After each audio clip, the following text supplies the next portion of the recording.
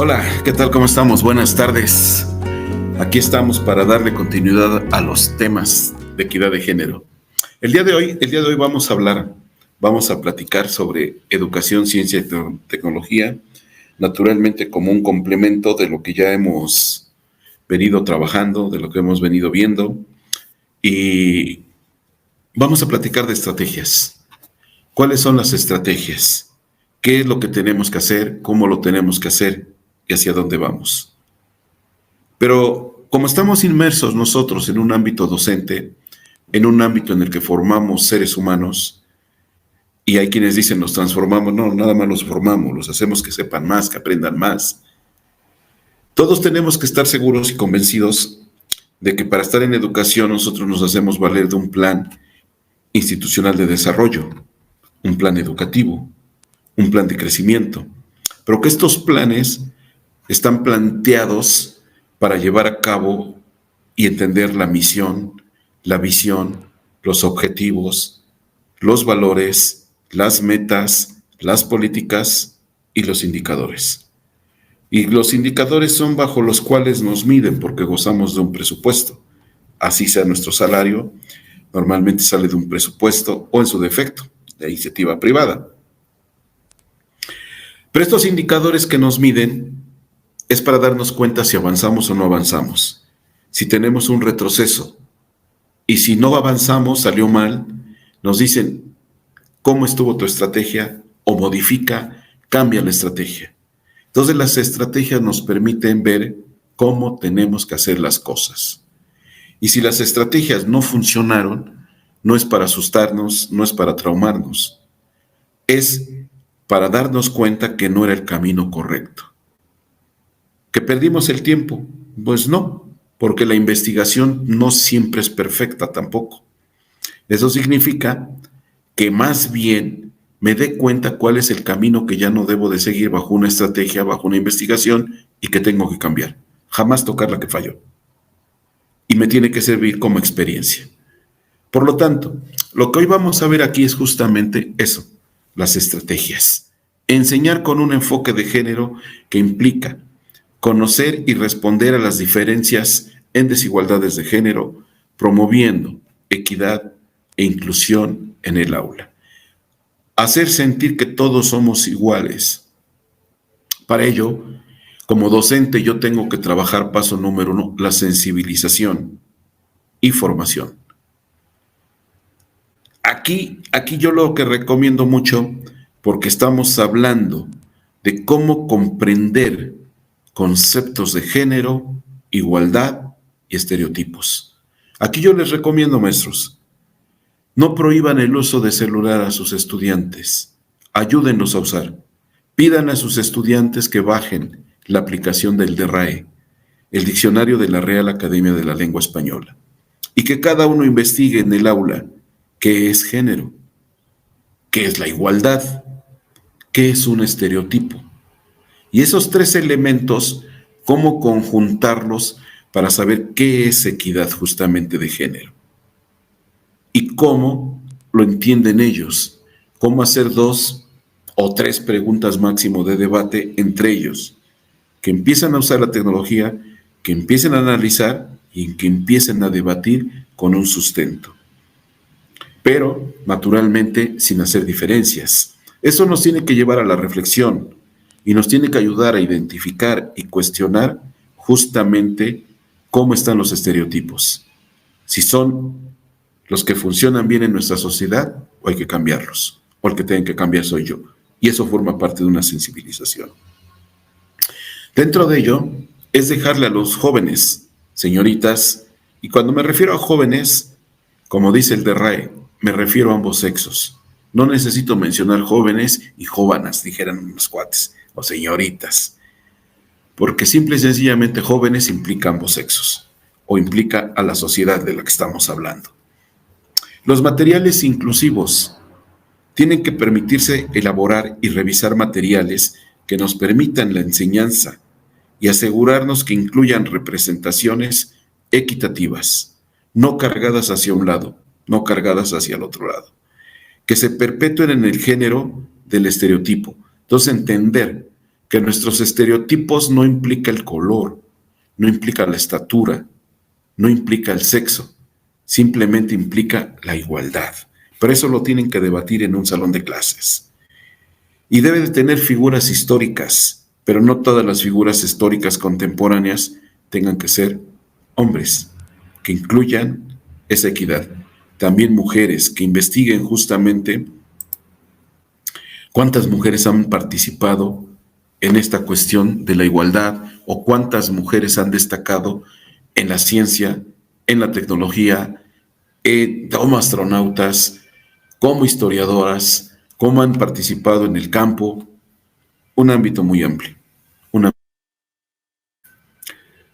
Tiene que haber una evaluación equitativa también al interior de las aulas y nos tenemos que asegurar que las evaluaciones no estén basadas en la expectativa de que siempre va a ser mejor el niño y por lo tanto le tenemos que dar mejor calificación. La calificación tiene que ser totalmente pareja, en la que se observe los patrones en la forma de calificar las actividades y con un enfoque que sea justo. Naturalmente que cuando estoy hablando de esto, estoy hablando de las reglas del juego al interior de un aula. Pero hay que predicar con el ejemplo, que lo que yo digo se tiene que llevar a cabo y que tienen que estar los niños de acuerdo. O sea, hay un consenso. Tenemos que generar un empoderamiento de los roles, y hablamos de los roles diversos porque implica ambos sexos.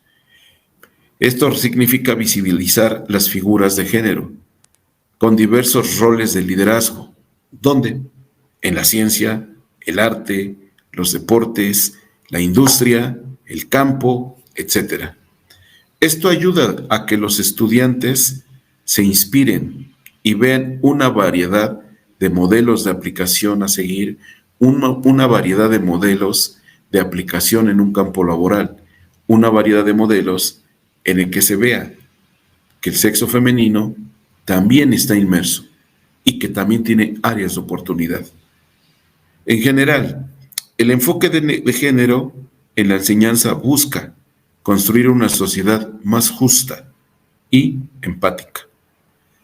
La empatía que tanto nos falla en nuestro México lindo y querido.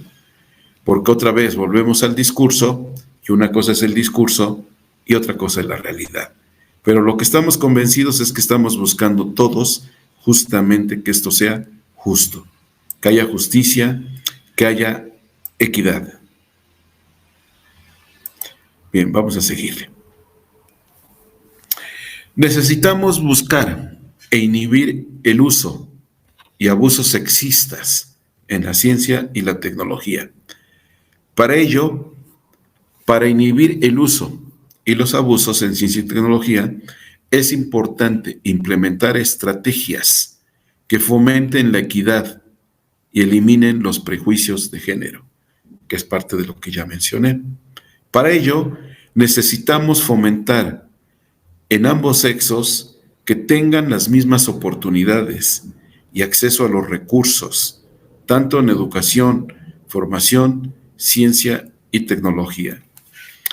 Ya en sesiones pasadas mencioné que el estereotipo que hoy manejamos o que tenemos todavía, que va a la baja, pero todavía tenemos, es que la mujer no está hecha para las ciencias, no está hecha para la tecnología, no está hecha para la investigación y no está hecha para la ingeniería aplicada. No, sí está hecha para eso. Lo importante es darles oportunidad y promover justamente igualdad, no promover rechazo. Eso es lo que se está promoviendo acá como una estrategia. Tú tienes que abrir las puertas y el abrir las puertas implica que sea parejo. Necesitamos visibilizar el trabajo que desarrollan las mujeres en ciencia y tecnología, así como se cacarea mucho en el ámbito internacional y nacional qué deportistas han destacado.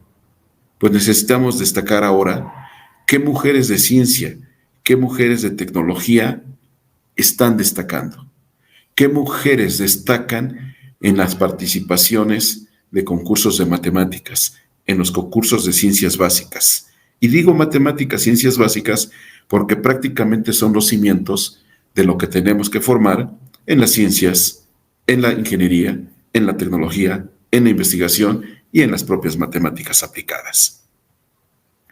Por lo tanto, en la libertad de cátedra nosotros tenemos que buscar la forma que en el currículum tenemos que incluir ejemplos, si es que no los trae nuestro plan de estudios. Y si no, la libertad de cátedra sí nos permite eso, hacerlo, porque hoy eso lo necesitamos. ¿En qué aportes han hecho? ¿Cuáles son los significados? ¿Qué están promoviendo los modelos diversos para los estudiantes? Pero sobre todo, ¿cuáles son las mujeres que nos permiten que las veamos como ejemplo de lo que hoy se está avanzando y que sí tienen las facultades y tienen todas las oportunidades de llevarlo a cabo?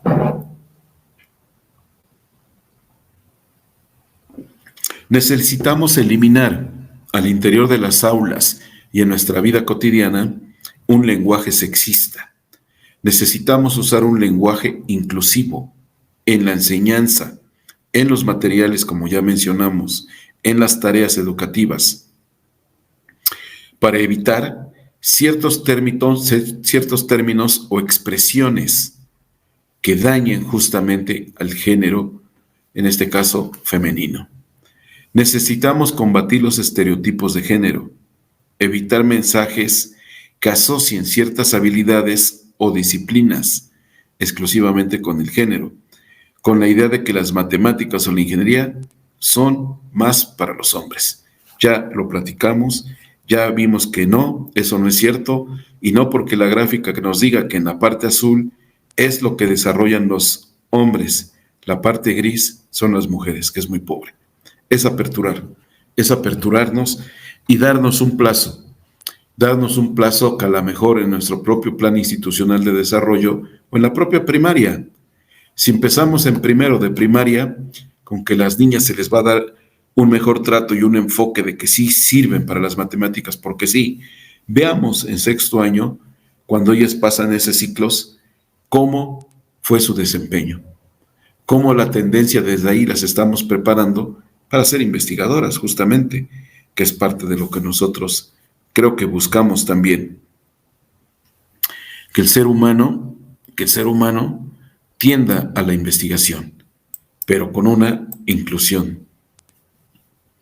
Necesitamos inhibir esos sesgos sexistas, androcéntricos en ciencia y tecnología. Y aquí yo pongo la palabra androcéntrico, con toda intención, como les dije.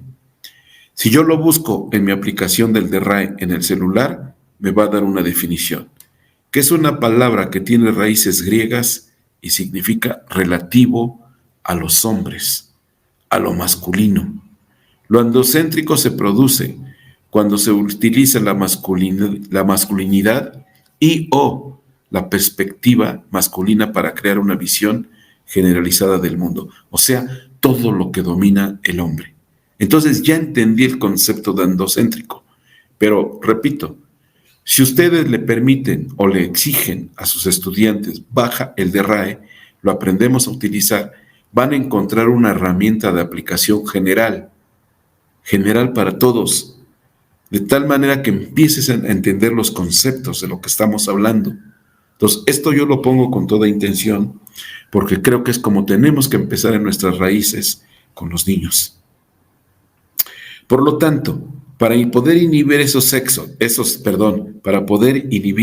sesgos en lo que es ciencia y tecnología y eliminar o hacer de lado todo lo masculino, que es lo androcéntrico, implica primero reconocer y reducir la influencia de perspectiva centrada en hombres y de prejuicios de género. Y esto consiste en promover un enfoque más inclusivo y equitativo que considere y valore diversidad de perspectivas y experiencias. Necesitamos darle más peso a las niñas para decir cuáles fueron tus experiencias con esta tarea, qué aprendiste, hacia dónde la llevas, y que también las niñas empiecen a debatir con los niños, pero con sustento, no a un nivel de pleito, no a nivel de guerra de sexos, a ver cuál puede más, no, sino más bien cómo asimilan más conocimiento, cómo aprenden a debatir, cómo aprenden a criticar. ¿Para qué? Para que ellos también aprendan desde niños a hacer una mejor toma de decisión. Pero sobre todo esto partiendo de un valor, y de un valor que se llama respeto. Respeto. Y yo creo que ahí empiezan las reglas del juego bastante claras. Pero bien, dice, si todas las acciones de divulgación científica y la enseñanza de la ciencia que se pretende promover vocaciones científicas entre las niñas y niños son todo admirables, ello sería insuficiente mientras no se considere el papel que tiene el orden de género justamente en las STEM. Las ciencias, la tecnología, la ingeniería y las matemáticas. Recuerde que el STEM son las siglas en inglés, el Science, Technology, Engineering and Mathematics.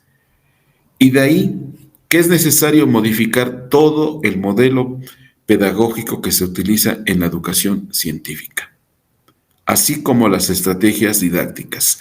Esto implica, para mí, esto implica que si arriba tenemos funcionarios que no alcanzan a entender estos conceptos y quieren que a rajatabla se lleve de una manera, nosotros tenemos libertad de cátedra, tenemos el criterio suficiente. Y acuérdense que el criterio viene de cernir, que es lo que hacen los albañiles, cernir la arena para pasarla a algo más finito que sea útil. De ahí viene criterio, voy a cernir mis conocimientos para tener mejor criterio y poderlos aplicar. Libertad de cátedra es eso. Esto te hace falta a ti para que tengas una mejor formación, te lo voy a dar. Me hace falta de reforzarte un área de matemáticas, te lo voy a dar. Me hace falta darle más peso a un tema de equidad, me hace falta más peso hablar de educación sexual, lo que ustedes consideren con base a su experiencia. Y eso es libertad de cátedra. Libertad de cátedra no es no dar clase, es otra cosa. Es otra cosa muy diferente. ¿Sí? Necesitamos eliminar lo que ya mencionamos, el uso de estereotipos tradicionales de género en los contenidos curriculares, en el currículum oculto. Pero repito, eso nos los presentan como norma. Pero si las normas no me presentan equidad, no me presentan que debo de cambiar tendiente a la igualdad hacia el lenguaje inclusivo, hay que hacerlo, hay que hacerlo. Yo estoy convencido que nadie se va a oponer, nadie se va a oponer, porque hoy la mujer tiene que ser valorada, entonces nadie se va a oponer. Erradicar el sexismo inherente a la relación docente-alumna, que eso todavía se sigue dando. Se ha podido constatar que el profesorado tiene mayores expectativas respecto al rendimiento en ciencias de sus alumnos que de sus alumnas. O sea, los maestros piensan que los niños son más inteligentes para las ciencias que las niñas. No, no. Yo soy partidario, con base a las neurociencias, que las niñas son más inteligentes. No las humillemos, no las pisoteemos, que demuestren su capacidad y nos vamos a dar cuenta. Que son más inteligentes, sí, porque tienen más neuronas, porque son sexo femenino. Por lo tanto, hay que dejar que se desenvuelvan, que se desempeñen. Y vamos a ver que entonces el hombre y la mujer sí somos verdaderamente un complemento que hace mucha falta, pues verdaderamente llevarlo a la práctica. Necesitamos desmontar la asociación entre ciencia del mundo masculino. Es frecuente que se transmita la tesis de que las matemáticas son el lenguaje de la ciencia y al mismo tiempo es la habilidad típicamente masculina. Una vez más, es lo mismo que acabo de mencionar. Romper con ese paradigma, dar las oportunidades iguales y nunca mencionar en un salón de clase que el niño o el masculino es mejor que el femenino. Nunca. Son iguales, son seres humanos que merecen las mismas oportunidades. Entonces, ya estamos generando estrategias que nos tienen que llevar a un buen fin. Digo, no porque estemos en esa semana, ¿verdad? Necesitamos entonces mejorar nuestras estrategias didácticas. Ya va como consecuencia. Que esté basado en las competencias entre estudiantes como eje de educación científica. Es frecuente que el profesorado utilice recursos didácticos orientados a promover las competencias entre alumnas y alumnos, más que en cooperación, más que trabajarlo en equipo, porque hoy los saberes colectivos son los que nos generan mayores aprendizajes. En equipo también aprendemos a debatir, también aprendemos a consensuar, también aprendemos a opinar. Y si es equipo contra equipo, partamos del respeto, pero esos equipos tienen que ser combinados, no tiene que ser niños contra niñas, porque estamos entrando una vez más a la guerra de sexos. ¿Quién puede más, los hombres o las mujeres? Y tampoco esto es fiesta de 15 años, ¿no? A ver quién grita más, los hombres o las mujeres, quién aplaude más. No, no, no. Aquí es de formación. Necesitamos capacitar para reconocer sesgos, entrar una vez más a la sensibilización a los estudiantes y a los profesores sobre la existencia de esos sesgos, que no nos llevan a nada bueno. Necesitamos influir en una forma que se perciba y se realice perfectamente bien la aplicación de la ciencia y cómo los problemas de ciencia en diferentes niveles escolares los podemos aplicar. Entonces, eso es lo que tenemos que hacer hoy. Buscarles esa aplicación justamente.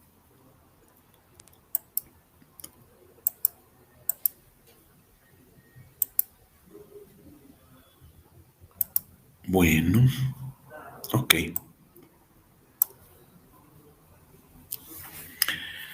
Necesitamos influir en la cultura de la ciencia. Y esa cultura hay que recordar una vez más. Pídanse a los niños que abran su DRAE en el celular y que investiguen qué es cultura. ¿Qué es cultura? Porque en nuestro entorno cultura son los usos y costumbres para la fiesta del pueblo. Pero cultura realmente viene de cultivo, de cultivar, pero de cultivar conocimientos que son los que van a florecer, son los que me van a dar esa amplitud de conocimiento, esa amplitud de diálogo, esa amplitud de saber debatir, esa cultura de justamente lo que es cernir, criterio, toma de decisión. ¿Y qué es la forma de que se realiza justamente una investigación en la interpretación de los resultados? Y pueden ser influenciados por normas culturales y los sesgos inconsistentes de investigadores, en la que justamente es cómo puedo hasta falsear información para decir que los hombres son mejores que las mujeres. Seamos lo más objetivos, lo más congruentes posibles. Pero necesitamos entonces traer a los niños justamente qué es la cultura y qué es la cultura de la ciencia, qué es la cultura de la tecnología, pero que ellos lo entiendan bajo un concepto apoyándonos con la herramienta tecnológica. Necesitamos un cuestionamiento de supuestos sexuales en la biología.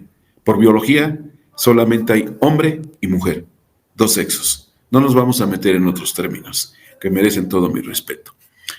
Al analizar el fenómeno biológico, como la reproducción, a menudo se han hecho supuestos sobre el papel de cada sexo y que pueden reflejar justamente una precisión de diversidad natural. Un ejemplo es la tendencia histórica de describir la reproducción en términos de dominación de quién, del hombre, de lo masculino, ignorando el papel activo de la mujer, como en muchas especies ha venido ocurriendo. Por lo tanto, en ello necesitamos buscar cuál es el impacto en la investigación y el desarrollo de políticas públicas, cuál es el desarrollo de esas políticas educativas. En otras palabras, para mí, las políticas son las reglas del juego con las cuales vamos a estar actuando, con las cuales, entre comillas, le llamo yo, vamos a jugar en las clases, porque también jugando se aprende. Estas interpretaciones sesgadas pueden influir en las áreas de la investigación, que reciben más atención, o cómo se diseñan políticas relacionadas con la ciencia, la salud y hoy también con el medio ambiente. Y ya mencionamos parte de lo que es el desarrollo sostenible o desarrollo sustentable. Por ejemplo, un sesgo en la investigación médica podría resultar en menores estudios sobre temas de salud específico en las mujeres, en la que solamente a lo mejor lugares en que no se permite que un médico toque a una mujer. Entra la parte de la ética y que finalmente el médico tiene que ser un elemento natural, biológico, ético. Necesitamos hacer que la ciencia sea inclusiva, reconocer y desafiar estos significados sexuales proyectados en la naturaleza y que permita comprensión más objetiva y menos sesgada hacia los fenómenos naturales. Esto también fomenta una investigación que no se ve limitada por estereotipos y que busca representar la complejidad de la naturaleza y los prejuicios de géneros. Esto significa que tenemos mucho por hacer en ese sentido. En otras palabras, se trata de cuestionar y eliminar los sesgos de género que pueden influir en cómo interpretamos la naturaleza y cómo se estructura la investigación científica para avanzar hacia un conocimiento más objetivo y equitativo. A veces no queremos ser equitativos en la ciencia y la tecnología, pero ¿por qué? Pues porque tampoco somos objetivos, porque no la entendemos en su aplicación. Pero si nosotros nos aperturamos, nos damos cuenta que la mujer tiene mucho que aportar, mucho que opinar y mucho que decidir. Y a lo mejor, yo estoy convencido que es como mejor la vamos a interpretar. Pero si queremos hacerlo nada más porque somos hombres, se está fallando algo. Paso al siguiente tema, y que viene siendo justamente la epistemología postmoderna en la ciencia y la tecnología con ese enfoque de género. La forma en que tenemos que enseñar. El enfoque, o se enfoca a cuestionar supuestas tradiciones y que además son universales, son globales, sobre el conocimiento, y en explorar cómo los conceptos de verdad, objetividad, conocimientos pueden ser influidos por estructuras de poder, incluyendo naturalmente las de género. Esta corriente normalmente critica y busca visualizar y deconstruir los sesgos de género y otras desigualdades que pueden estar presentes en la producción de conocimiento científico y tecnológico. Y por lo tanto tenemos que ver algunos elementos que nos están afectando, o digo yo afectando porque al final de cuentas todos son pues, para bien. Uno de los cuestionamientos es la objetividad absoluta. Hay que saber ser objetivos. Y si saber objetivos es decir al grano, a lo que quieres decir, a cómo lo estás diciendo y que tenga una aplicación. Pero parto yo del hecho que en esta parte del género tenemos que empezar con un valor y se llama respeto. Siempre tiene que haber respeto. A veces exigimos respeto, pero no lo damos. Entonces tenemos que aprender con los niños que así como te trato, me tienes que tratar. Y se llama respeto. No porque sean niños puedo humillar, puedo maltratar. Y si son niñas es peor. No, menos todavía. Entonces entramos al cuestionamiento, dije yo, de la objetividad. Y la epistemología postmoderna critica la idea de que la ciencia es completamente objetiva e imparcial.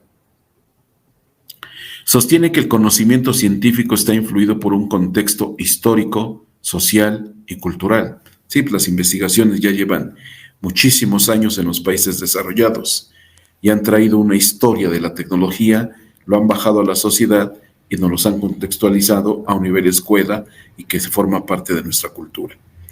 Incluyendo normas de género también. Así reconoce que los valores, perspectivas y experiencias de los investigadores, incluidos sus sesgos de género, pueden moldear la manera en que se define y produce el conocimiento. Entonces, estamos hablando una vez más de la producción de conocimiento, y la producción de conocimiento, rompamos ese estereotipo o rompamos ese paradigma de que no tiene género. Eso es lo que nosotros tenemos que ver. Tenemos que trabajar bajo la diversidad de perspectiva y de saberes. La epistemología postmoderna, que fue parte de lo que ya mencioné, nos tiene que llevar a una realidad, a una verdad universal, desde un enfoque de género, y se valora el conocimiento y las experiencias de las mujeres. Las mujeres están hechas también y llenas de conocimientos, por supuesto. Las mujeres tienen experiencias, no solamente las tienen los hombres. Digo, por favor, ¿cómo darle más peso a un hombre que tiene experiencias? Pues también las tienen las mujeres en todos los sentidos. Digo yo, al final de cuentas, también todos tenemos un poco de ignorancia. Yo soy ignorante de la cocina. Puedo prepararme algo para mí, pero no para que tenga, pero además lo acepto porque lo hice yo, pero no porque tenga un buen sazón. Entonces, hay que entender que las mujeres no son ignorantes, son un complemento. Desconstrucción de las jerarquías de género. La perspectiva posmoderna cuestiona las jerarquías y dualidades tradicionales de la ciencia, como la división entre la razón y la emoción, o entre la objetividad y la subjetividad. Entonces, hoy entramos a la parte de las emociones. ¿Cómo llevarla a ambos géneros? ¿Qué es lo que te emociona? ¿Qué te hace sentir feliz? De tal manera de cómo te puedo motivar al interior de un aula sin hacer esas diferencias, con esa equidad. Cómo lo objetivo y lo subjetivo es emocional o nos genera emociones también, y no necesariamente es de género. Nada más son los hombres, no, ni tampoco son las mujeres. Esto es general. Esta dicotomía es desafiada para permitir una visión más inclusiva, menos polarizada del conocimiento. El conocimiento es general, el conocimiento no tiene sexo, el conocimiento no tiene género. Por lo tanto, el androcentrismo en la ciencia y la tecnología nos dice que la epistemología postmoderna, con un enfoque de género, tiene que analizar la ciencia y tecnología porque ésta finalmente ha estado dominada históricamente y visionariamente por los androcéntricos, el sexo masculino. Es decir, que tenemos que romper el paradigma y brindar todas las oportunidades a la mujer. Ella es la que nos tiene que ayudar, y repito yo, como un complemento. Necesitamos redefinir los métodos científicos. Desde esta perspectiva se promueven metodologías, métodos, investigaciones que incluyan un enfoque de género como estudios de perspectiva, enfoques cualitativos que valoren las experiencias individuales y colectivas. Esto permite una comprensión más compleja y situada de los fenómenos, lo que ocurre, y estrictamente cuantitativas o positivas porque buscan una objetividad abstracta.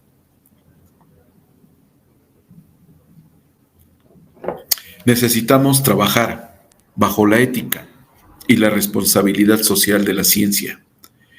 La epistemología posmoderna, con un enfoque de género, también enfatiza la necesidad de la ciencia y la tecnología éticas y responsables, y sobre todo hoy, que estamos llamados a saber transmitir y que sepan usar la inteligencia artificial. La inteligencia artificial es una herramienta que hay que saber aprovechar, porque el conocimiento viene muy acelerado a través del desarrollo tecnológico que estamos teniendo a través de la globalización. Por tanto, esto incluye reconocer cómo ciertos avances tecnológicos pueden afectar de manera desigual distintos géneros y promover la ciencia que contribuya a una equidad social. Hoy nos venden la tecnología, los celulares, pero no dicen celulares para niños, celulares para niñas. No tiene género. El conocimiento no tiene género. Lo que nos está fallando es el trato, son las actitudes. En resumen, puedo decir que la epistemología posmoderna, con un enfoque de género en la ciencia y tecnología, busca una visión más inclusiva. La tenemos que buscar, la tenemos que encontrar, la tenemos que aplicar. Busca que naturalmente seamos más críticos y éticos del conocimiento, en la que se reconozcan y se desafíen los sesgos de género y se valore diversas experiencias y perspectivas. pero sobre todo, que hoy día cuando podamos hablar de prospectiva, digamos que nos pinta un futuro mejor, que nos pinta un futuro mejor para el sexo femenino y naturalmente mejor porque tendremos una mejor convivencia humana. Y entonces podemos empezar a hablar que estamos trabajando también de manera indirecta por una cultura de paz. Las mujeres necesitan promover la inclusión. Las mujeres necesitan promover la inclusión del género en el proceso del conocer, a fin de comprender la realidad desde múltiples miradas e instaurar un nuevo estilo de pensamiento. Las mujeres necesitan también valorarse. Hay mucha mujer que no se valora, porque estamos partiendo de que a veces no les damos la oportunidad de la empatía, no les damos la oportunidad de que ellas mismas se valoren, de que ellas mismas se sientan importantes como lo son. En estas sesiones se han hecho una serie de propuestas, y sobre todo el día de hoy, que pueden significar un cambio, porque estamos buscando un cambio, pero estamos buscando un cambio para mejorar, no para empeorar, pero tampoco para quedarnos estancados. Nosotros somos agentes de cambio, y eso es lo que necesitamos hacer. Y estas son propuestas para ello, y que nos permitan insertar el nuevo conocimiento y transformar la ideología sexista que permee al aparato educativo por tanto tiempo. Pero necesitamos con carácter de urgente, y México lo pide a gritos, un cambio de mejora. Pero un cambio de mejora, repito yo, que nos lleve a mejores puertos. Un cambio que nos permita verdaderamente ver la transformación y que seguramente si no es en esta generación, en una próxima generación, pues veamos una verdadera igualdad, veamos un verdadero respeto a la mujer, un verdadero valor como debe de ser, y que se rompa el esquema del patriarcado, que se rompa justamente el esquema del macho, que todavía lo tenemos arraigado en muchas comunidades. Bueno, hablemos en términos generales de nuestro México lindo y querido. Por todo ello, y lo que hemos venido platicando, esta es una serie de propuestas que yo les planteo y que podemos llevar a cabo, que las podemos aterrizar perfectamente bien bajo, repito, de un programa institucional de desarrollo o llevarlo bajo una libertad de cátedra al interior de nuestro salón de clases. O lo podemos hacer conjuntado con otro maestro u otros maestros. ¿Cómo lo podemos aplicar? ¿Cómo lo podemos aterrizar? ¿Cómo podemos, repito yo, debatir entre equipos de niños, jóvenes, pero que sean mixtos, que se valoren, que se respeten? Y ahí empezamos. Yo les recomiendo mucho hacer uso del celular si quieren empezar con el de RAE. Que lo descarguen todos y van a ver qué felices van a ver esas caras. En los niños se les van a ver unas caritas muy felices. Le van a empezar a encontrar otro tipo de aplicación que les va a generar conocimiento, que les va a ampliar lo básico que tienen ellos de cultura. Y eso es parte de lo que nosotros buscamos, las raíces. Pues yo les agradezco mucho el tiempo de su atención en estas sesiones. Les agradezco mucho su atención, su disponibilidad. Agradezco mucho al EPEI, agradezco mucho a la doctora Lucía Bustos la invitación que me formuló para estar al frente de ustedes, y yo quedo a la orden, servidor de ustedes, Raúl García Tlapaya, deseándoles que tengan bonita tarde, que hayan aprovechado esto, y yo estoy a la orden por si tienen alguna pregunta. Estamos disponibles bajo correo electrónico con la finalidad de que podamos contribuir en un algo. Con un granito de arena estamos contribuyendo para hacer un mejor México. Tengan bonita tarde. Muchas gracias.